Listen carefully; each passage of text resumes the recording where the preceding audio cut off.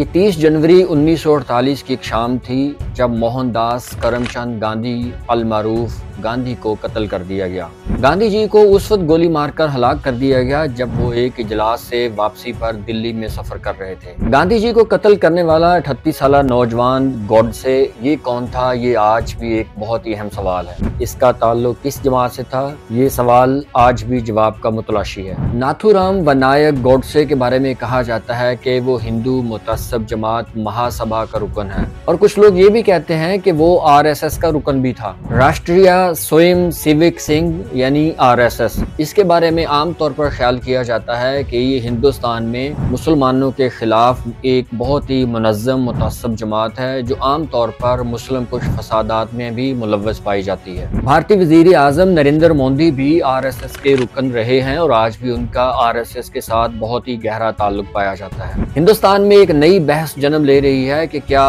گاندھی جی کو قتل کرنے والا گوڈسے RSS کا رکن تھا یا مہا سبھا کا۔ پولیس کی تفتیش اور عدالتی فیصلوں کے بعد اس بات کا اندازہ حتمی طور پر نہیں لگایا جا سکتا کہ گوڈسے مہا سبھا کا رکن تھا یا RSS کا، لیکن ایک چیز واضح ہے جس میں گوڈسے نے یہ کہا تھا کہ انہوں نے گاندھی جی کو اس لیے قتل کیا کہ گاندھی جی 1947 کے فسادات میں انوالو تھے اور انہوں نے پاکستان اور مسلمانوں کے لیے ایک نرم رویہ رکھا جس کی وجہ سے ہندوستان دو حصوں میں تقسیم ہو گیا۔ پولیس کی تفتیش اور عدالتی فیصلے کے نتیجے میں گوڈسے کو نومبر 1949 میں پھانسی دے دی گئی، لیکن اس بات کا تعین نہیں کیا جا سکا کہ گوڈسے کا تعلق RSS سے تھا یا مہا سبھا سے، لیکن ان دونوں جماعتوں کے تعلقات پر بھی بہت سارے سوالات اٹھائے جا رہے ہیں۔ بہت سارے لوگوں کا کہنا ہے کہ مہا سبھا اور RSS کا نظریہ بھی ایک ہے، سوچ بھی ایک ہے اور وہ ایک ہی ڈائریکشن میں جا رہی ہیں۔ کچھ مورخین کا خیال ہے کہ ہندو مہا سبھا میں شامل ہونے سے پہلے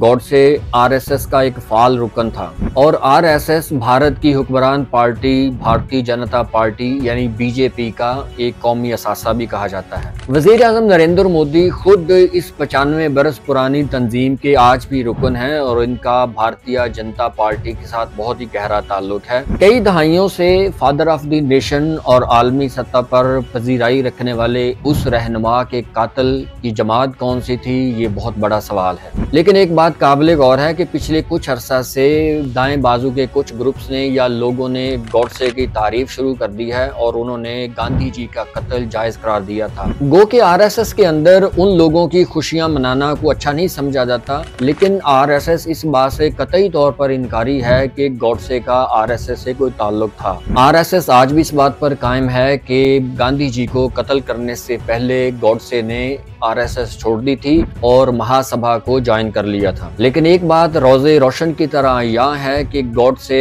RSS کا رکن ضرور رہا ہے، بے شک اس نے چھوڑا یا نہیں چھوڑا اس کا جواب ہم بعد میں دیں گے۔ گوڈسے کے بارے میں کہا جاتا ہے کہ وہ بچپن سے ہی ایک شرمیلا اور محنتی نوجوان تھا۔ مہا سبھا میں شامل ہونے کے بعد اس نے مہا سبھا کے اخبار میں بطور مدیر کام کرنا شروع کر دیا تھا، لیکن اس سے پہلے وہ ایک سبزی فروش تھا یا مزدوری کرتا تھا۔ وہ ایک ان پڑھ آدمی تھا اور اس کے بارے میں یہ بھی کہا جاتا ہے کہ جب عدالت نے اسے اپنا بیان پڑھنے کے لیے کہا تو اس نے 150 صفحوں کا بیان کم از کم 5 گھنٹوں میں پڑھا تھا۔ مقدمے کی سماعت کے دوران گوڈسے نے اس بات سے انکار کر دیا تھا کہ گاندھی جی کے قتل کے پیچھے کوئی سازش تھی۔ گوڈسے کا کہنا تھا کہ گاندھی جی کو اس نے خود قتل کیا ہے۔ کچھ لوگوں کا کہنا ہے کہ گوڈسے نے یہ بیان اپنے رہنما ونائک دامودر ساورکر کو بچانے کے لیے دیا تھا۔ گو کہ ونائک دامودر ساورکر کو ہندوتوا کا بانی مانا جاتا ہے، وہ انتہائی ایک متعصب شخصیت تھے اور ان کا تعلق RSS سے بھی تھا اور لوک سبھا سے بھی تھا۔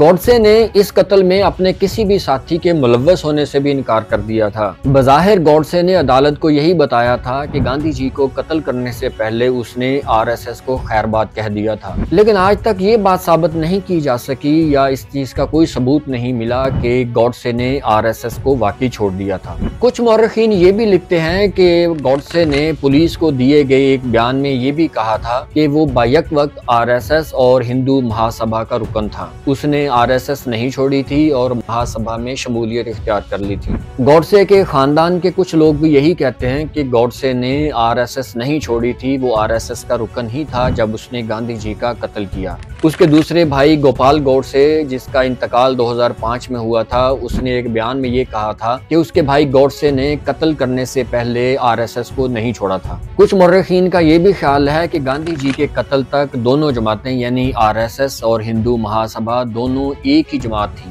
دونوں کی سوچ، دونوں کا نظریہ بھی ایک ہی تھا، اور یہاں تک کہ دونوں جماعتوں کے کچھ ارکان بھی مشترک تھے۔ RSS نے ہمیشہ اپنے دفاع میں گوڈسے کا عدالت میں دیا جانے والا بیان ہی دہرایا ہے کہ گوڈسے نے 1930 میں RSS چھوڑ دی تھی۔ پولیس کی تفتیش اور عدالت کی کارروائی سے ہٹ کر اگر دیکھا جائے تو ایک بات بہت اہم ہے کہ جب گوڈسے کو پھانسی کے تختے پر چڑھایا گیا تو اس نے اپنی دعا میں RSS کے دعائیہ کلمات کے پہلے 4 الفاظ بولے تھے، جس سے اس کا RSS سے تعلق یقینی طور پر ثابت ہو جاتا ہے۔ اس پیرائے میں دیکھا جائے تو RSS کو گاندھی جی کے قتل سے الگ کرنا تاریخ کو جھٹلانے کے مترادف ہے۔ اب یہ سوال پیدا ہوتا ہے کہ گاندھی جی کے قتل کے اتنے سالوں بعد اب یہ ہندوستان میں بحث کیوں شروع ہو گئی ہے؟ یہ بحث اس لیے شروع ہو گئی کہ آج ہندوستان میں بھارتیہ جنتا پارٹی کی گورنمنٹ ہے اور بھارتیہ جنتا پارٹی کا تعلق RSS کے ساتھ ہے، یعنی بھارتیہ جنتا پارٹی اور RSS ایک ہی سکے کے 2 رخ سمجھے جاتے ہیں۔